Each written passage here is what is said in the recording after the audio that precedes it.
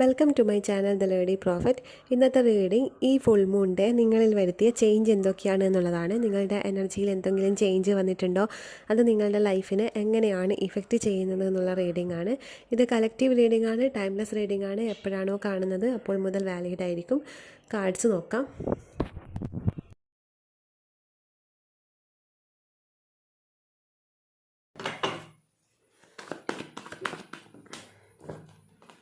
Hanged Man,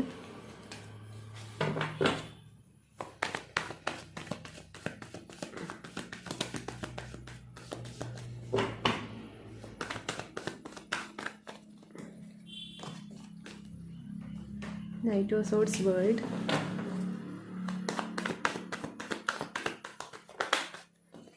Knight of Pentacles, Six of Wands,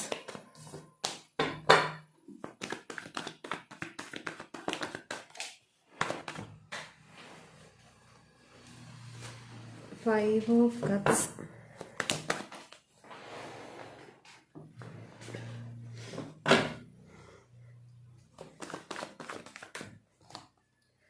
Ace of Swords,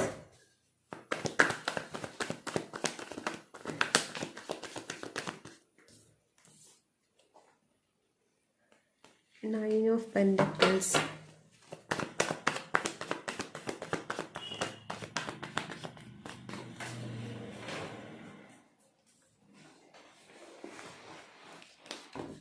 Ten of Swords, താഴെ വീണ കാർഡാണ്.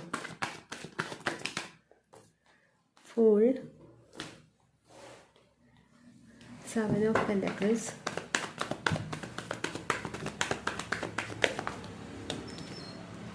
Empress,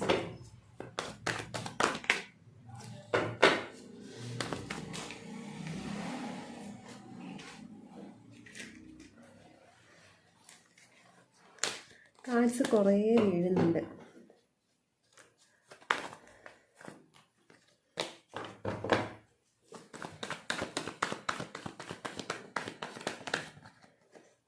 may be നിങ്ങളുടെ energy ഇപ്പോൾ high ആയിട്ടായിരിക്കാം. Queen of wands, hermit,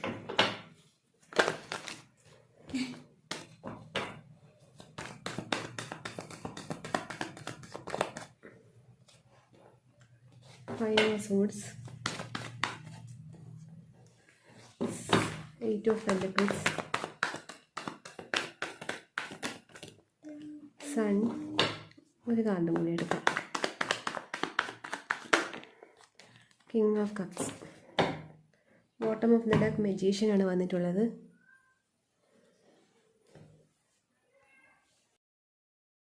ഇതൊക്കെയാണ് നിങ്ങൾക്ക് വന്നിരിക്കുന്ന കാർഡ്സ്. എനിക്കിവിടെ മനസ്സിലാവുന്നത്, നിങ്ങൾ ആഗ്രഹിക്കുന്ന ഒരു ലൈഫ് ഉണ്ടാവാം. ആ ഒരു ലൈഫിൻ്റെ ഏത് ഫ്രീക്വൻസിയാണോ ആ ഒരു നിങ്ങൾ ആഗ്രഹിക്കുന്ന കാര്യങ്ങൾക്ക്, അതല്ലെങ്കിൽ നിങ്ങൾ ആഗ്രഹിക്കുന്ന ഒരു ജീവിത രീതി, ജീവിതശൈലി, ഒരു ജീവിതം, അപ്പോൾ ആ ഒരു അതിനൊരു ഫ്രീക്വൻസി ഉണ്ടാവാം. ആ ഒരു വൈബ്രേഷണൽ ഫ്രീക്വൻസിക്ക് അലൈനായിട്ട് നിങ്ങളുടെ ഇപ്പോഴത്തെ എനർജി മാറിയിട്ടുണ്ട് എന്നുള്ളതാണ് എനിക്ക് മനസ്സിലാവുന്നത്. മേ ബി അതിന് കാരണം ഇന്നലെ കഴിഞ്ഞ ഫുൾ മൂൺ ഡേ നിങ്ങൾ ആരെങ്കിലുമൊക്കെ മാനിഫെസ്റ്റ് ചെയ്തിരിക്കാം. എന്തെങ്കിലുമൊക്കെ ആഗ്രഹങ്ങൾ നേടാൻ വേണ്ടി എന്തെങ്കിലുമൊക്കെ മാനിഫെസ്റ്റേഷൻ ടെക്നിക്ക് നിങ്ങൾ ചെയ്തിട്ടുണ്ടാവാം.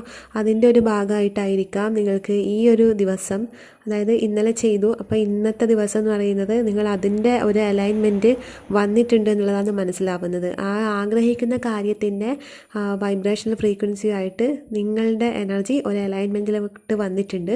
അപ്പോൾ ആ ഒരു അലൈൻമെൻറ്റ് എന്ന് പറയുന്നത് നിങ്ങൾക്ക് ആ ഒരു കാര്യം നേടിത്തരും. നിങ്ങൾ എന്താണോ ആഗ്രഹിക്കുന്നത് അത് നിങ്ങൾക്ക് മാനിഫെസ്റ്റായിട്ട് വരും എന്നാണ് എനിക്ക് മനസ്സിലാവുന്നത്. കുറേ പേര് ഇവിടെ അങ്ങനെ ഒരു മാനിഫെസ്റ്റേഷൻ ചെയ്തിട്ട് കാണിക്കുന്നുണ്ട്.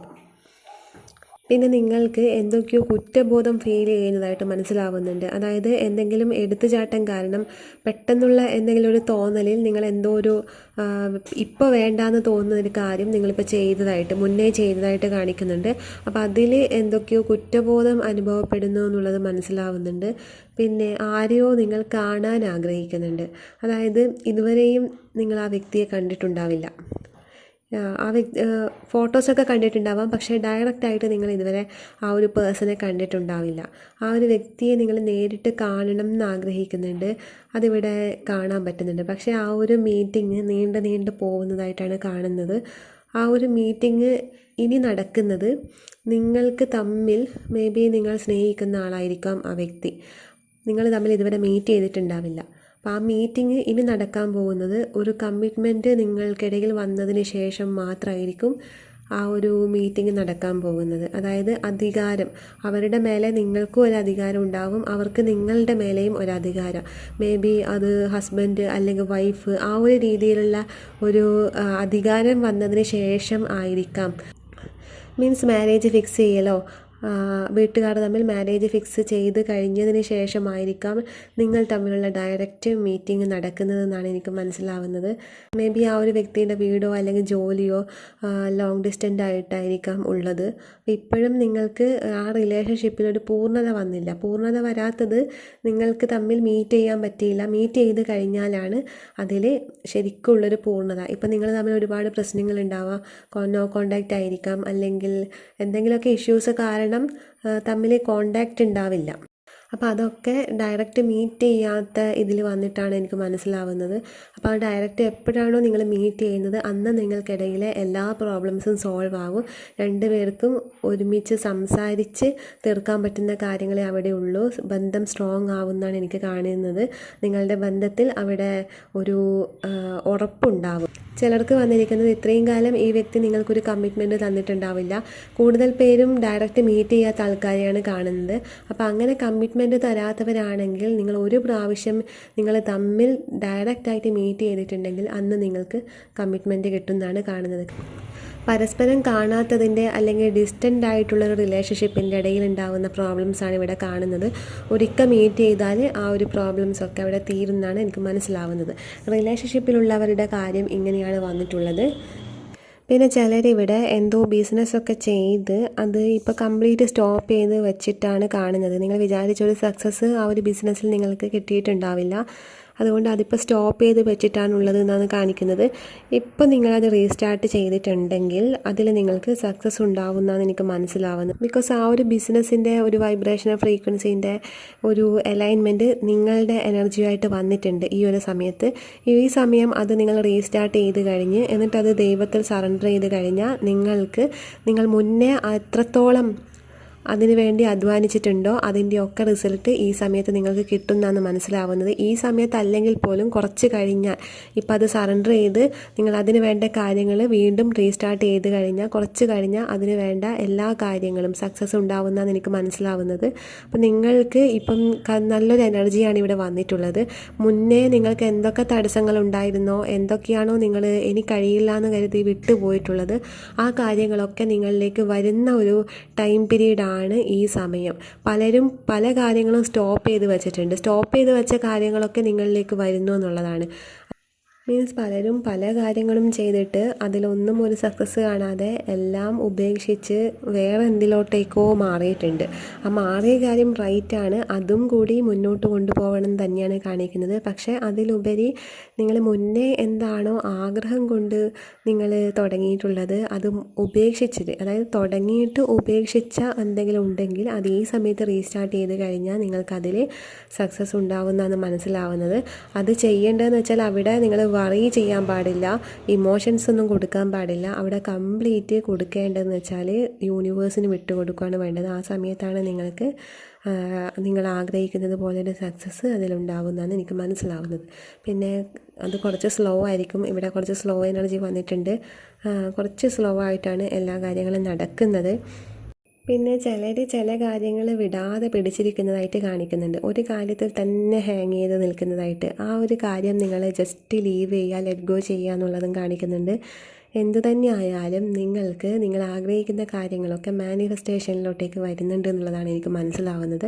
അത് ജോലിയുടെ കാര്യത്തിലാണെങ്കിലും റിലേഷൻഷിപ്പിൻ്റെ കാര്യത്തിലാണെങ്കിലും ഏതെങ്കിലും സാഹചര്യം നിങ്ങൾക്ക് അനുകൂലമാകാൻ വേണ്ടിയിട്ടുള്ള കാര്യത്തിലാണെങ്കിലും എല്ലാറ്റിലും നിങ്ങൾക്ക് ഒരു ബാലൻസ് വരുന്നുണ്ട്, നിങ്ങളുടെ എനർജി വൈബ്രേഷൻ ഉയരുന്നുണ്ട്. അതുകൊണ്ട് തന്നെ നിങ്ങൾക്ക് കാര്യങ്ങളൊക്കെ മാനിഫെസ്റ്റ് ആയിട്ട് വരുന്നുണ്ട് എന്നുള്ളതാണ് ഇവിടെ വന്നിട്ടുള്ളത്. പിന്നെ പലരും എല്ലാ കാര്യങ്ങളും ഇമോഷണലി ആണ് ഡീൽ ചെയ്യുന്നതെന്ന് മനസ്സിലാവുന്നുണ്ട്. കുറച്ച് ഇമോഷൻസ് കൂടുതലുള്ള ആൾക്കാരായിരിക്കാം നിങ്ങൾ. എല്ലാ കാര്യങ്ങളും ഇമോഷണലി ആയിരിക്കും നിങ്ങൾ ഹാൻഡിൽ ചെയ്യുന്നത്. അവിടെ നിങ്ങൾക്ക് ഇമോഷൻസ് മാറി കിങ് ഓഫ് കപ്സിൻ്റെ എനർജിയിൽ വരാറുണ്ട്. അതായത് കിങ് ആണ്, എന്നാലും ഉള്ളിൽ ഇമോഷൻസ് ഉണ്ട്. ഇമോഷൻസ് ഉള്ളിൽ വെച്ച് തന്നെ എല്ലാ കാര്യങ്ങളും പ്രാക്ടിക്കലായി ഡീൽ ചെയ്യാൻ പഠിക്കണം എന്നുള്ളതാണ് ഇവിടെ കാണിക്കുന്നത്. ക്യൂൻ ഓഫ് സോർഡ്സും അത് തന്നെയാണ് കാണിക്കുന്നത്. അതായത് എല്ലാ കാര്യങ്ങളും ഒരുമിച്ച് ഹാൻഡിൽ ചെയ്യണം എന്നുള്ളതാണ് കാണിക്കുന്നത്. അതാണ് ഞാൻ പറഞ്ഞത്, ഇവിടെ നിങ്ങൾക്ക് ഒരു ജോബ് അല്ല കാണിക്കുന്നത്, രണ്ട് കാര്യങ്ങൾ സൈഡായിട്ട് കൊണ്ടുപോകേണ്ട എന്തോ മറ്റൊരു കാര്യം കൂടിയുണ്ട്. അതായിരിക്കാം ഇപ്പോൾ നിങ്ങൾ ഏതെങ്കിലും ഒരു ജോബിൽ നിങ്ങൾ കംഫേർട്ട് സോണിലൊരു സെറ്റിലായി നിൽക്കുന്നവരാണെങ്കിൽ മുന്നേ എന്തെങ്കിലും ചെയ്ത് ഉപേക്ഷിച്ച് നടക്കില്ല എന്ന് തോന്നി ഉപേക്ഷിച്ച കാര്യം റീസ്റ്റാർട്ട് ചെയ്യാൻ പറയുന്നതും അതുകൊണ്ട് തന്നെയാണ്. അതായത് നിങ്ങൾക്ക് ഒരു ജോലിയിൽ മാത്രമല്ല നിങ്ങൾക്ക് ഒരു സ്റ്റെബിലിറ്റി ഉള്ളത്, നിങ്ങൾക്ക് രണ്ട് കാര്യങ്ങൾ ഒരുമിച്ച് ചെയ്യാൻ പറ്റും. രണ്ടോ അതിലധികം കാര്യങ്ങളും നിങ്ങൾക്ക് ഒരുമിച്ച് ചെയ്യാൻ പറ്റും. ബിസിനസ് ആണെങ്കിലും എന്താണെങ്കിലും ഒന്നിലൊതുങ്ങി നിൽക്കേണ്ട ആൾക്കാരല്ല. നിങ്ങൾക്ക് വേറെ എന്തെങ്കിലും തുടങ്ങാൻ പ്ലാൻ ഉണ്ടെങ്കിൽ, ബിസിനസ്സോ ഇപ്പോൾ ഉള്ള ജോലി വച്ച് തന്നെ മറ്റെന്തെങ്കിലും തുടങ്ങാനുള്ളൊരു പ്ലാൻ ഉണ്ടെങ്കിൽ അതിൽ ധൈര്യമായിട്ട് മുന്നോട്ട് പോകാമെന്നാണ് കാണിക്കുന്നത്. അതിൽ നിങ്ങൾ സക്സസ് ആവും.